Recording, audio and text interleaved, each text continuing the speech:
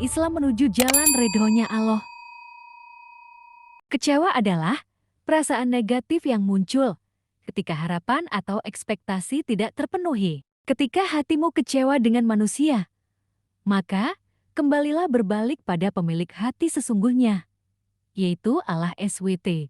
Dengan begitu kamu akan menemukan ketenangan, karena Allah tidak akan membuat hambanya kecewa. Cobalah dengarkan kajian dari Ustadzah Halimah Halaidrus ini, semoga bermanfaat. Saudaraku sekalian yang saya muliakan, kesedihan, rasa yang gak enak dalam hati, kekecewaan akibat sesuatu hal yang tidak kita inginkan terjadi, atau akibat kita menginginkan sesuatu akan tetapi tidak terjadi, atau kesedihan karena ditinggalkan orang yang kita cintai, atau kesedihan yang terkadang datang tanpa sebab, kayak begitu aja kita sedih gitu. Jadi sekalian, apa sebenarnya penyebabnya? Dari apa yang saya pelajari selama ini, saya simpulkan, mudah-mudahan Allah beri kemanfaatan dan kebenaran, wallahu a'lam bishawab. Sedih itu punya 4 penyebab, teman-teman. 4 penyebab yang obatnya berbeda-beda pula. Coba liatin, kalau kamu sedih itu sedihnya karena sebab yang mana? Silahkan perhatikan. Pernah nggak sedih yang karena itu, atau karena itu, atau karena itu, atau karena satunya lagi? Ada 4 sebabnya kesedihan, dan obatnya juga masing-masingnya berbeda-beda. Yang pertama, sedih itu seringkali disebabkan karena perbuatan-perbuatan dosa yang kita alami. Ini yang paling banyak nih. Kok hati saya sedih terus ya? Kamu ngerjain dosa kok. Kenapa keadaannya menjadi tidak menyenangkan hidup saya di dunia? Kayak di neraka gitu. Apakah ada perintah Allah yang kamu langgar dalam dirimu? Apakah ada hal-hal haram yang terus-menerus kamu kerjakan dalam dirimu? Iya sih, benar. Nah, itu dia penyebabnya. Dosa bikin hati jadi sumpek. Dosa bikin hati jadi mudah kecewa, bahkan dari hal-hal yang semestinya tidak membuat kecewa. Dosa adalah penyebab kesedihan, penyebab kemurungan, penyebab kegalauan, penyebab kegelisahan, penyebab rasa-rasa menderita. Semuanya disebabkan karena dosa. Saudaraku sekalian yang saya muliakan, dosamu tuh bikin hidup gak enak, percaya saya. Maka jangan pernah memilih dosa. Adik-adik ingat-ingat, kok saya hatinya sedih terus ya? Nah, pacaran mulu kok. Kamu pacaran mulu, akhirnya bikin hati kamu sedih mulu. Kok hati saya sedih ya? Gampangan sedih. Sholat kamu bagaimana? Iya sih, sholat berantakan. Sholat berantakan bikin hati juga berantakan. Hati berantakan, sedih, murung, galau, gelisah. Makanya semakin orang berbuat maksiat, semakin hatinya menderita. A'udzubillahi minasyaitonirrajim. Wa ma asabatkum min musibah illa fabima kasabat aydikum.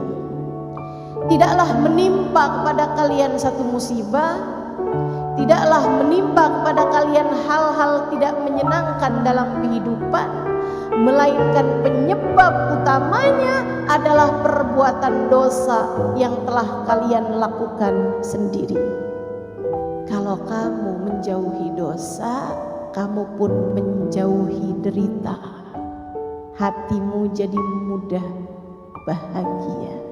Makanya saya pernah nulis, saya bilang orang-orang yang ahli maksiat, malam-malam nenggak minuman keras, mabuk-mabukan, jejingkrakan bersama dengan kawan-kawannya, pakai barang-barang haram.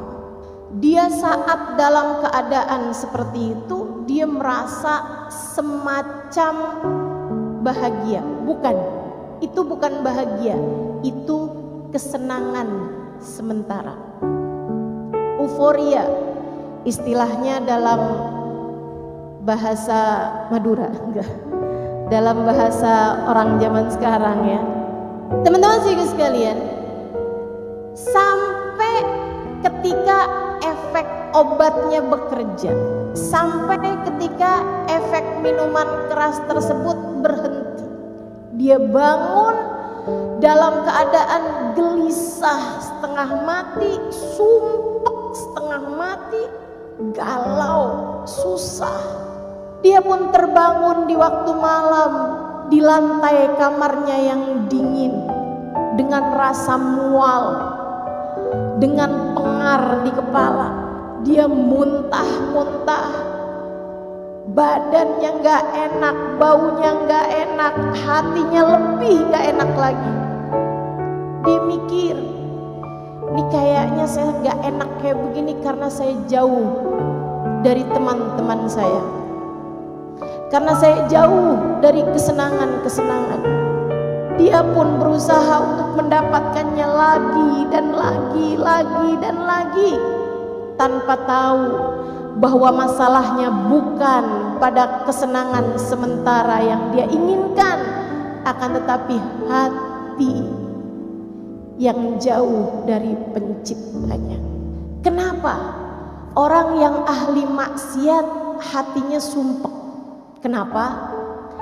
Karena Allah hendak mencicipkan kepada mereka neraka di dunia sebelum neraka pada akhirnya. Sebab Allah hendak merasakan kepadanya neraka di dunia sebelum, jika dia tidak segera kembali, neraka di akhirat nanti. Maka untukmu pelaku dosa, untukku, untuk kita semua yang masih juga belepotan dengan dosa-dosa, masih terkadang berbicara hal yang kita tahu membuat Allah murka, masih terkadang menyakiti hati orang lain dengan kata-kata buruk kita, masih terkadang meninggalkan perintah-perintah Allah Subhanahu wa taala dalam diri kita. Atau untukmu yang pernah punya masa lalu tenggelam dalam jurang-jurang dosa yang besar, jika kamu ingin menjadi seseorang yang hatimu bahagia, kesedihan menghilang perlahan-lahan dari dalam hatimu, segeralah kembali kepada Allah, segeralah bertaubat, segeralah balik. Teman-teman, dosa tuh akibatnya gak ada yang enak. Dosa tuh hasilnya gak ada yang bikin senang. Dosa itu hanya akan membawamu kepada sumpek demi sumpek, sedih demi sedih, kecewa demi kecewa, gelisah demi gelisah. Maka ingin agar kesedihanmu sirna dari hidupmu, ingin agar gelisahmu mereda dalam hatimu, ingin agar hidupmu tidak kegalauan mulu bawaannya, segeralah bertaubat padanya.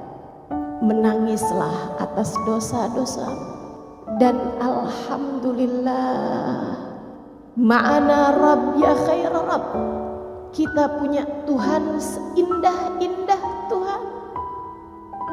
Alhamdulillah. Ketika kita bertaubat, kita kembali kepada Allah. yang pintu rahmatnya terbuka lebar-lebar bagi kita sekalian. Alhamdulillah. Allah berkata dalam salah satu hadis qudsinya, kata Allah, apabila aku lihat hambaku datang dengan bergunung-gunung dosa, bertaubat kepadaku, aku akan menyambutnya dengan bergunung-gunung ampunan yang lebih besar. Dosa-dosa kita, jika Allah lemparkan ke dalam lautan ampunannya, ia seperti buih, di dalam samudra, tak berarti apa-apa. Saudariku sekalian yang saya muliakan, maka bisa jadi kesumpekan yang kamu rasakan itu adalah tali. Allah hendak membawamu kembali padanya. Bertaubatlah, menangislah kepadanya, ya Allah, ya Allah, ya Allah. Abdukal abiq yarja ilaik. Hambamu yang selama ini kabur datang padamu, ya Allah, ya Allah, ya Allah. Hambamu yang belepotan dengan dosa-dosa ini datang padamu, ya Allah. Dosa mata, dosa telinga, dosa lisan, dosa tangan, dosa kaki, dosa perut, dosa farji, dosa hati. Siapa di antara kita yang anggota tubuhnya terjaga?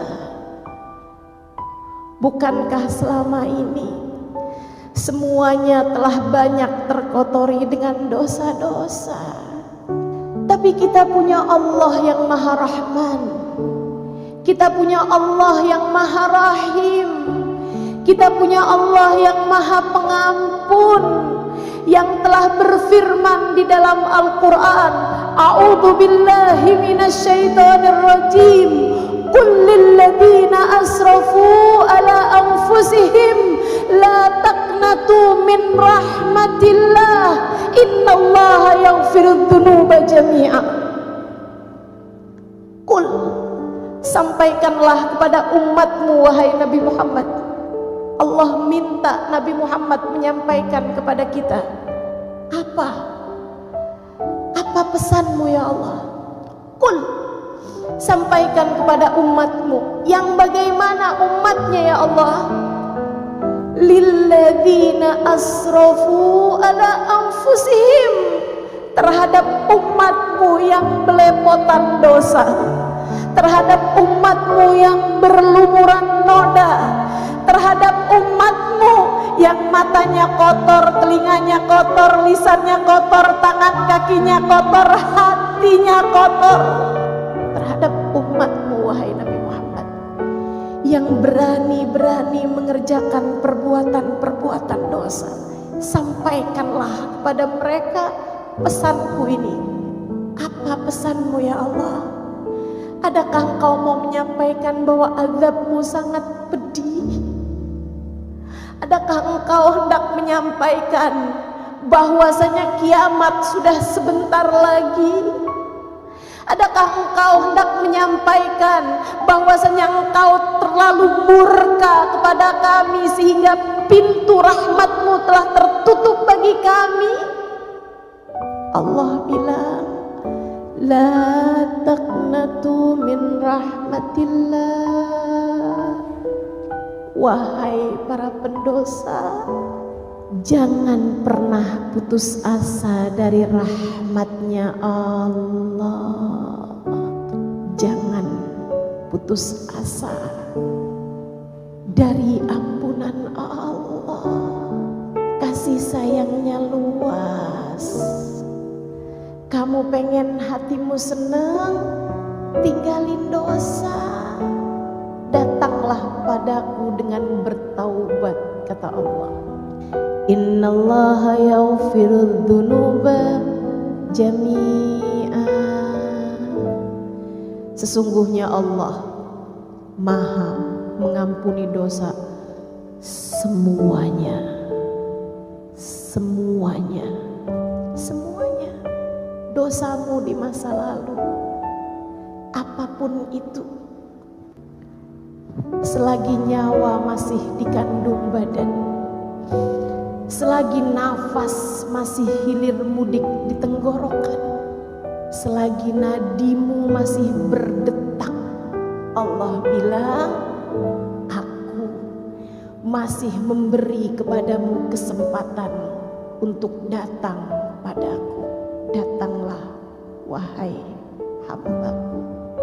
Tapi diri ini kotor ya Allah, rasanya tak layak mendapatkan rahmat-Mu.